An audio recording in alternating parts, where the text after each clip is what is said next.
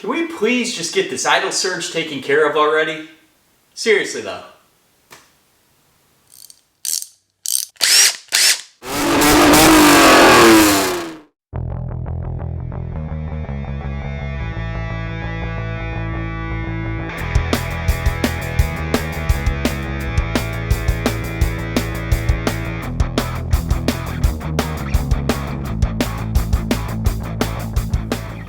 Welcome back to the Auto Obsessive Garage. Chadwick with you again for another installment of Project GVR-4. Yeah, that's right, we're back on to the 1992 Galant VR-4, number 866.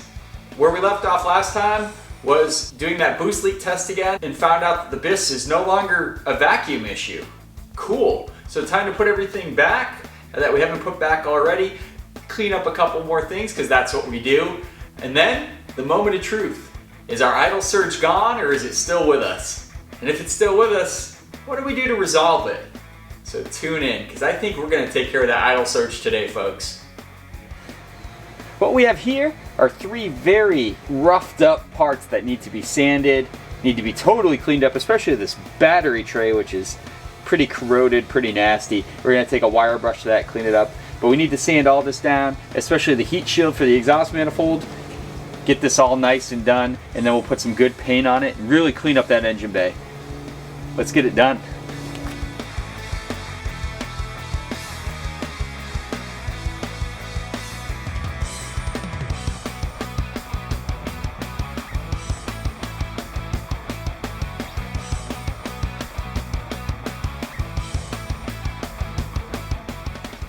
I'm going to use a little JB weld to kind of fill in the cracks in this battery tray.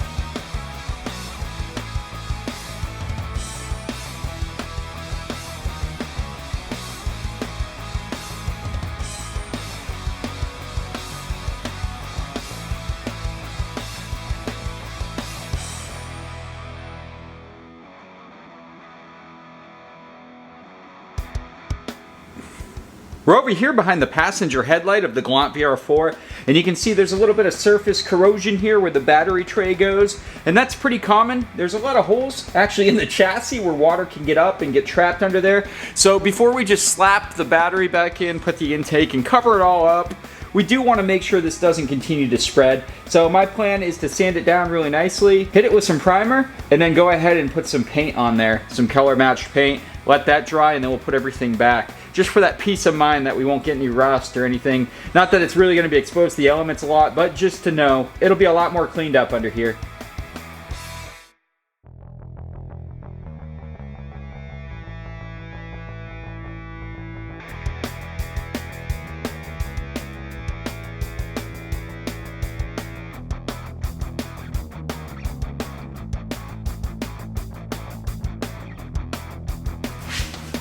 Alright, let's drop a new air filter in here while we have the whole assembly out. Not even sure you can do this with this air intake in the car. It's a real pain in the butt, so we'll slide it out. You'll have see the MAF come out right there. There we go. Slide it out. You want to be careful of the MAF. The honeycomb on the end is pretty sensitive aluminum. You can easily bend those fins. So here's the intake. It's pretty cool. It's a cone shape from the factory. Pretty neat. This one looks old as heck. So time to drop a new one in.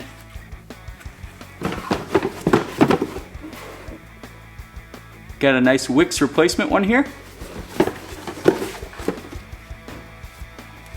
All right, here we go. Nice and shiny looking. Look at that.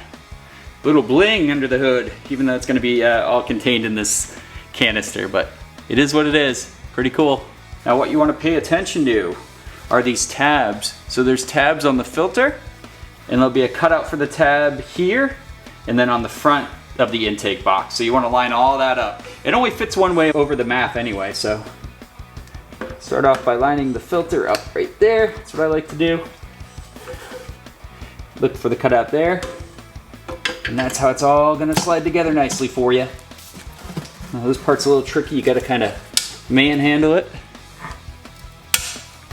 Get at least one of these tabs to bite, and you can do the rest.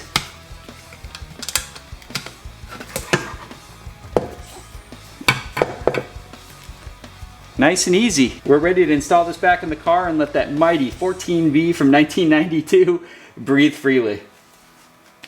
With our boost leak test complete and everything satisfactory, let's start throwing all this junk back in here.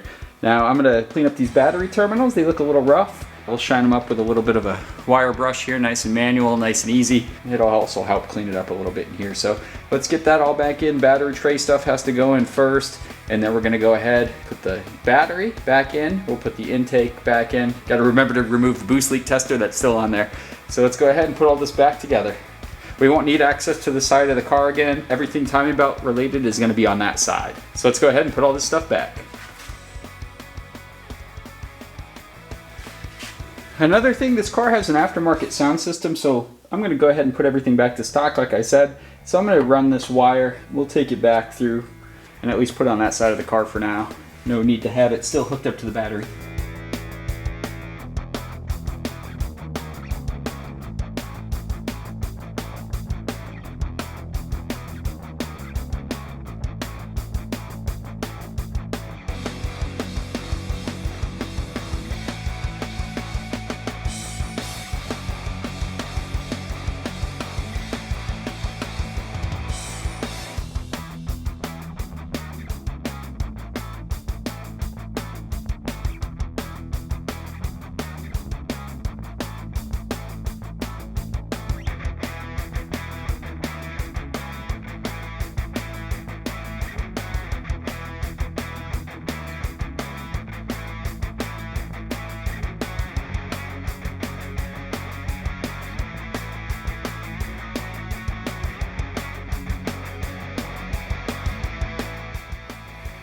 Now we'll drop our plastic battery tray in.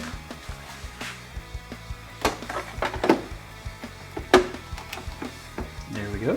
We'll put the battery in. I'm not going to put down the tie downs because we're going to pull the battery right back out pretty much.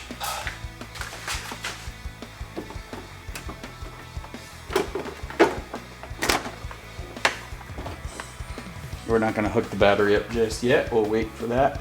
We can go ahead and put our exhaust manifold heat shield on it this time, and that intercooler pipe if we want. Let's install our exhaust manifold heat shield now, while trying not to scratch it up too badly with the new paint.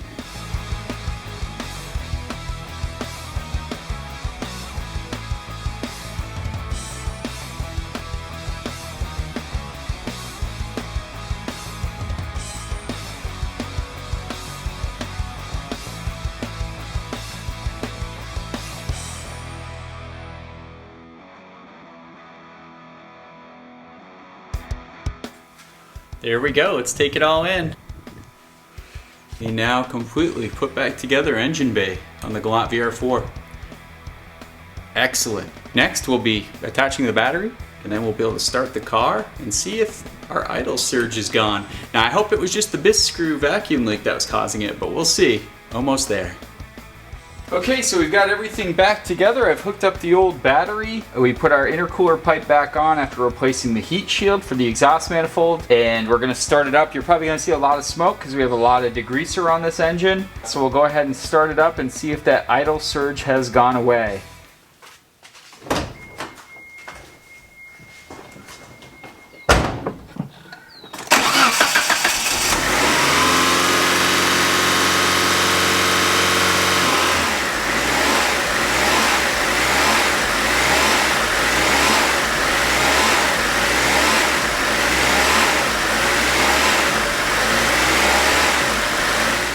So as you can see, the idle surge is still here, so we still need to hunt more to find out what could be causing it. Even though the BIS was leaking and addressed that vacuum leak, it wasn't enough. So there's something else causing this engine to still idle surge. Back to the drawing board.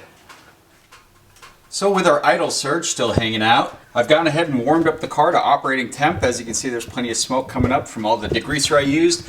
But the next thing we're gonna do is ground out a couple connectors and set the BIS the correct way.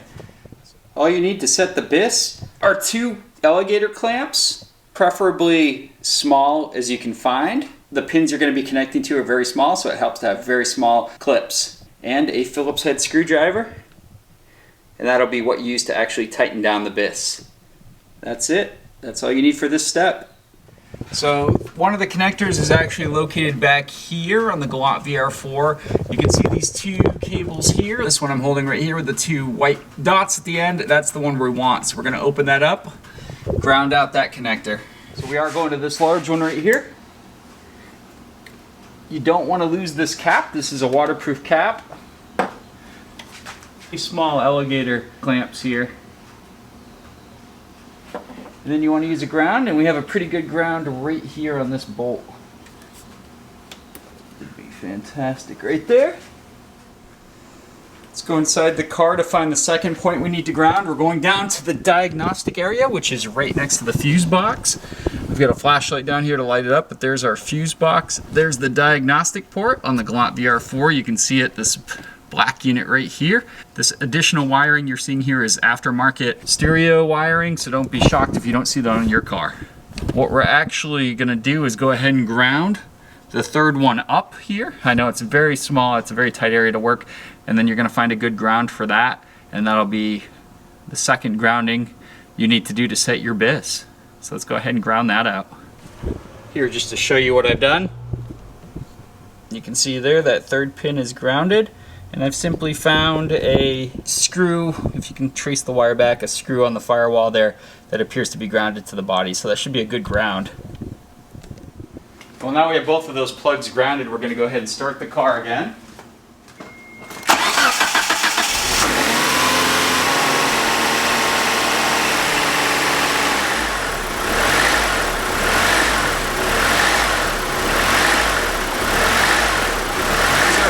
Idle surge. So what we're going to do now, adjust the BIS screw in until we get the idle to kind of mellow out.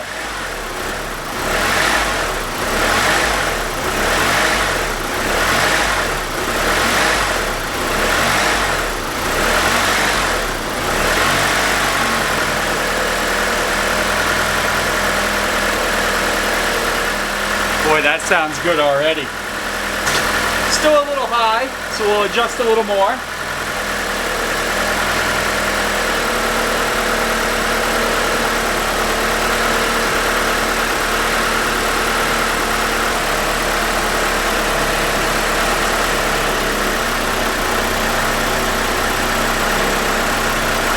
I think we're getting there. Keep checking your RPMs. Still around 1,000 RPM, which is a little high.